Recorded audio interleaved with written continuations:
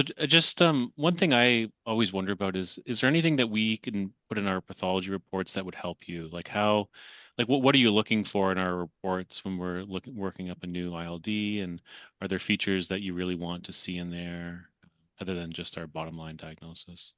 Or is it? I think so this is from, speaking as an ILD doc, Yeah. right? As opposed to like a community pulmonologist, right? I'm sort of looking for the buzzwords, right? Fibroblast foci, architectural distortion, right? Honeycombing, those kind of things. I want to know if there's a significant infiltrate, things like, I'm sorry, inflammatory infiltrate, right? Uh, and so I'm sort of looking for those buzzwords where it gets tricky and I don't have a great appreciation for because I'm not out there is what the community pulmonologist wants to know. Hmm. Yeah. Um, what I tend to run into more with radiology in the community than pathology because there's so few pulmonary pathologists, you guys get to like all the real cases. But with radiology, they read the CT scans as like ILD or pulmonary fibrosis, and that's not helping anyone out. And so with I like the descriptors, and then I like a summary of sort of like what you actually think is going on. If there's an infiltrate, do I think an inflammatory infiltrate? Do I think it's significant, or do I just think that's sort of the normal, amount of lymphocytes, for example, that we would see? Yeah. So let me ask you a related question to what Matt just asked. So based on what you just said, my pathologist brain is thinking, so does this mean that pulmonologists actually read the comment that we write down there? Because we sometimes wonder, we're like, nobody reads that, but it seems like you guys actually do read it. And you're looking for those buzzwords in the comment section of our report. Yeah, I read them. You know, I think I've been burned in radiology before where they'll like mention something in like the body of the report and not in the impression. And so it sort of trained my brain to read both. Um, there's plenty of times where there's information in there that just goes totally over my head. A lot of the stains you guys use, like I just don't have a good sense of what that means. Yeah. But I'm looking for the things that I understand to make sure there's nothing I'm missing in there that that could sway me one way or the other.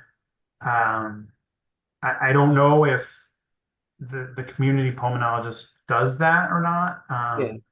The other thing is like I said, we have such a huge institution that um, everyone's pretty accessible, and so like I can personally talk to you guys about this stuff. Yes. You know, Yes. Yeah.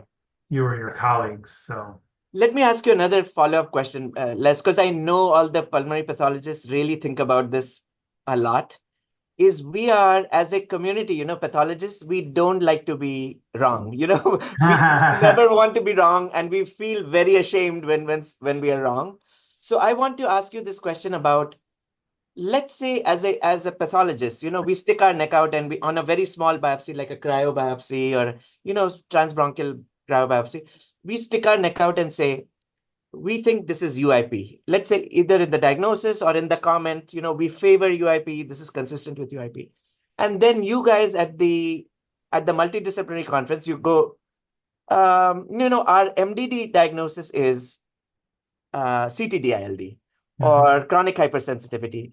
In your mind, do you see that as the pathologist being wrong? Like, do you think that pathologists made a misdiagnosis of UIP because this MDD diagnosis was something quote unquote different?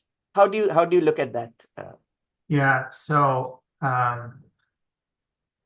I think that personally, I am much more comfortable being wrong is probably not the right way to say it. Used to being wrong is probably the more appropriate way to say it. Like these diagnoses are hard, right? Like there's a reason that we have an MDD, right? Because like it's almost unfair to put the burden of making this diagnosis on any single person or single specialty in the, and so I don't. the pathologist is describing what they see, right? So they, in some sense, they can't be wrong, right? Unless they're making things up. You know what I mean? Um, and, and so I think that it's like an unfair burden that you're putting on yourself, or your specialty is putting on yourselves, right? That's why we have the MDD, Yeah, is to sort of put everyone's brains together when you're talking about diagnoses that are very, very ill-defined, yeah, poorly defined. yes. There's a lot of overlap.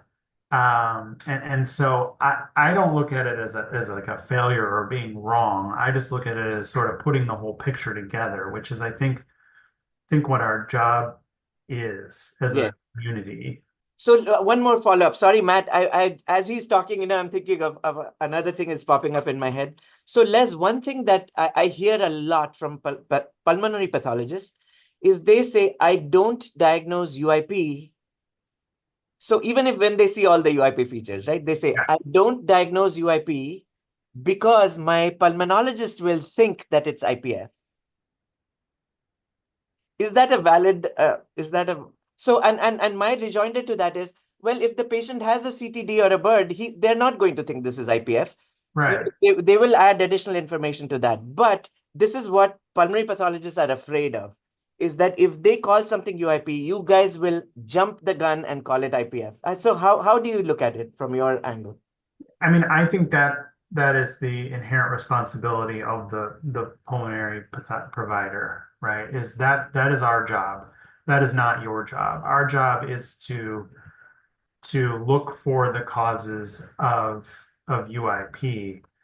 Um, I I I think there probably is some truth to that concern, because I think that the pulmonary community at large may not have as good of an understanding as a highly specialized center that, idiopathic UIP is IPF. But I don't know that that's your job as the pathologist, right? That's our job as the pulmonary people, the pulmonary community, of informing like our membership that UIP doesn't equal IPF. Yeah. Yeah. And that's our responsibility, Yeah. Absolutely. Um, but it also, you could make an argument back to our debate from earlier that, like, maybe it doesn't matter if all Yes. UIP behaves the same. It may not matter. Exactly. Exactly. So both ways the fear is unfounded, Right. Exactly. Both ways the fear is unfounded. Exactly. Right. No, that's very helpful. Thank you so much, Les. Yeah. Matt, I'll turn it back to you.